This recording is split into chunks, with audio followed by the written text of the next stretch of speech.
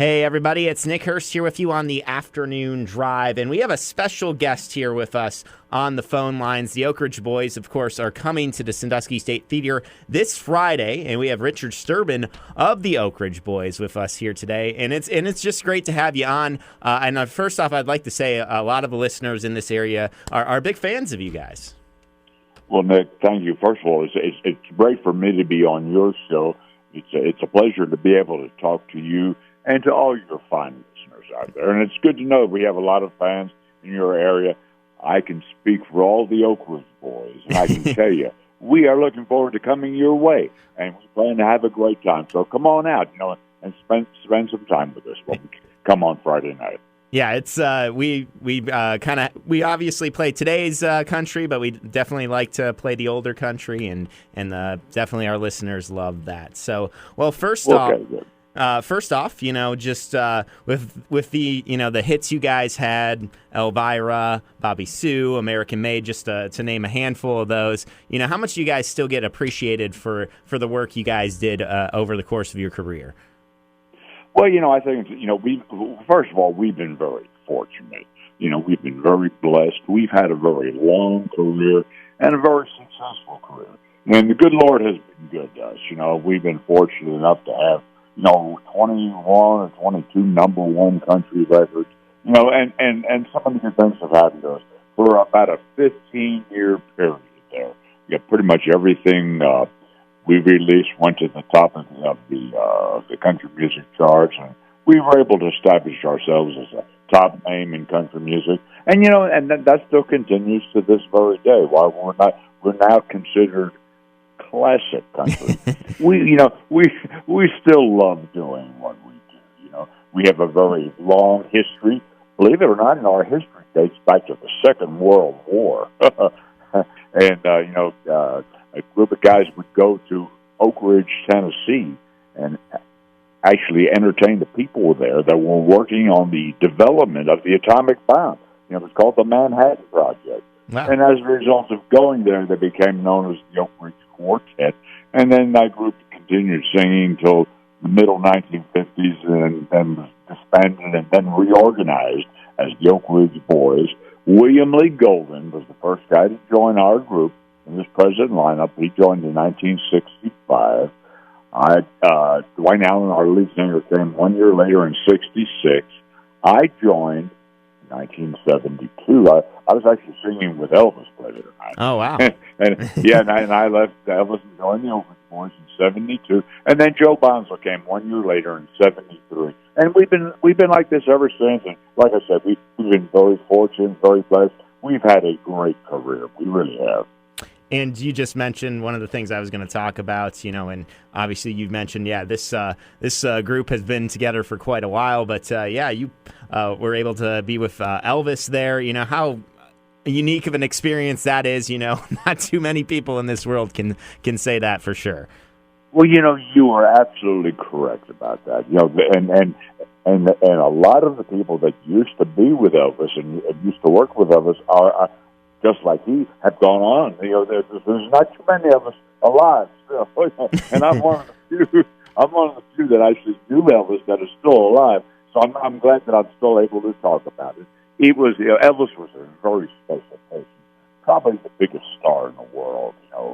And to be a part of this tour and to get to know him, it was a special experience. I have some very fond memories of the times I spent with Elvis. And as I look back on that now, I'm so glad that I had the honor and the privilege to be able to do that, But while I was, this is very important. While I was singing with Elvis, I got a phone call one day from William Lee Golden of the Oak Ridge Boys. Mm-hmm. Now, he's the guy in our group with the long beard, and back then he did not have that long beard. He was Mr. GQ back then. But he called me and he said the bass singer in the Oak Ridge Boys was leaving, wanted to get off of the road, and the Oak Ridge Boys wanted to know if I would be willing to take that job. And so here I was singing with Elvis, but I had to make a decision. And so, I was, at the same time, I was a big fan of the Oak Ridge Boys, and I felt like the Oak Ridge Boys had a great deal of potential. So I wanted to be a part of the group. So I made the decision to leave Elvis and to join the Oak Ridge Boys. And, back then a lot of people questioned, how could you leave Elvis and join the Oak Ridge Boys? But, I really believed I was doing the right thing. I really wanted to be a part of the group, and I think time has proven now that I made a pretty good decision back then because we've had such a great career. And, it all culminated about 3.5 years ago when we were, inducted into the Country Music Hall of Fame. What a special thing, to be a part of that. I never dreamed years ago when I was singing with Elvis as a young man that someday I would end up in the same Hall of Fame with him. But here I am, all the Oak Ridge Boys, we are now in the same Hall of Fame, not only with Elvis, but with Johnny Cash, George Jones, and, Hank Williams, Dolly Parton. The list goes on and on and on. And to be there is such a tremendous honor. So, yes, we've had a great career, and I think that decision I made many years ago to leave Elvis and join the Oak Ridge Boys turned out to be pretty good. Well, yeah, you mentioned just some of the awesome things you guys got to do, and recently, how big of an honor was it to perform at George H.W. Bush's funeral? Obviously, a passing president, and how big of a deal is that for you guys to be able to do that? Well, that is, you're right about it. That what a tremendous honor. We established a friendship with President Bush many years ago, while he was still the vice president. Mm-hmm. Ronald Reagan was the president at the time, and he invited the Oak Ridge Boys to sing at the Congressional Barbecue on the lawn of the White House. And I remember going there that day. We were doing a sound check in the afternoon on the stage that was set up there on the lawn of the White House. While we were doing our sound check, we saw this little entourage of men walking towards the stage. They came up on the stage, and in the middle was this tall, lanky gentleman. He introduced himself as Vice President George Bush. And he didn't have to do that. We recognized him, of course, immediately.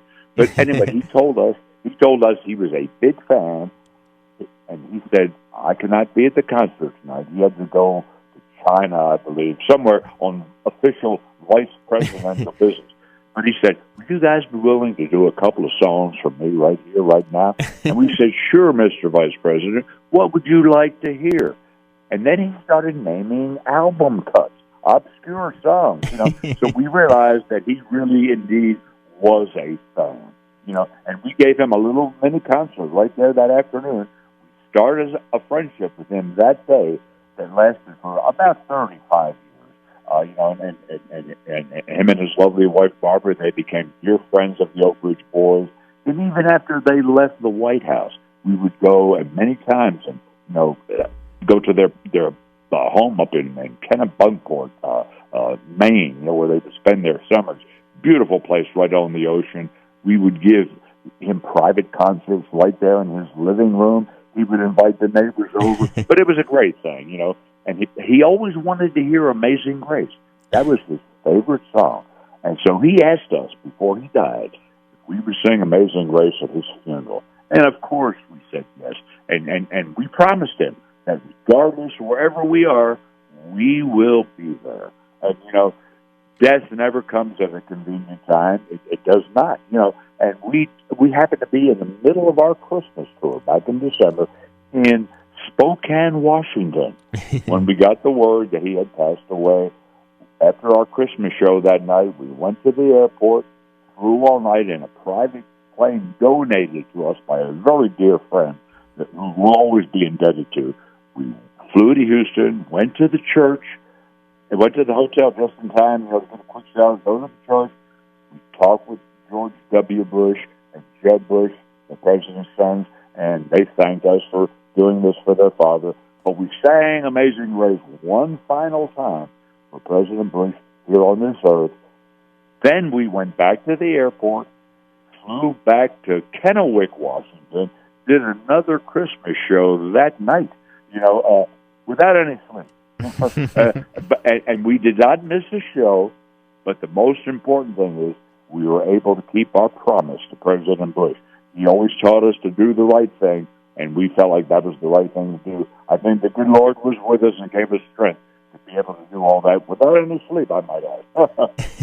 That's an amazing story for sure. And for after all these years, you guys are still performing. Like you said, you did a Christmas tour a couple months ago, and now doing another tour here. Does it ever get old to be able to still do this after all these years? Well, we love what we do. We're not kids any longer, as you know, and sometimes we get physically tired.